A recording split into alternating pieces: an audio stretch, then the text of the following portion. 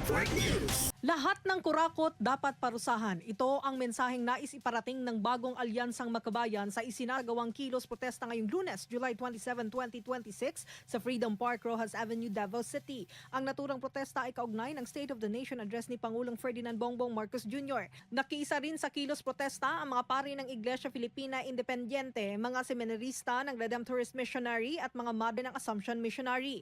Nanawagan ang mga ito na palayain ang mga political prisoner at papanagutin ang mga tiwaling opisyal ng pamahalaan. Samantala, nanawagan din ang mga grupong kumakatawan sa mga katutubong kababainhan o IP women na ipinagbawal ang Pax Silica dahil umano sa posibleng masamang epekto nito sa bansa kapag naipatupad. Ayon sa kanila, ang Pax Silica ay isang inisyatibong pinangungunahan ng Estados Unidos na naglalayong magtayo ng mga AI data center sa Pilipinas. Iginiit nila na mga kailangan ito ng malaking supply ng kuryente at tubig na maaring umanong makaapekto sa mga lokal na komunidad at sa yamang likas ng bansa. Kasama mo sa DXDC RMN Davao, Radyoman Abi Bibera, Tatak RMN. RMN Network News.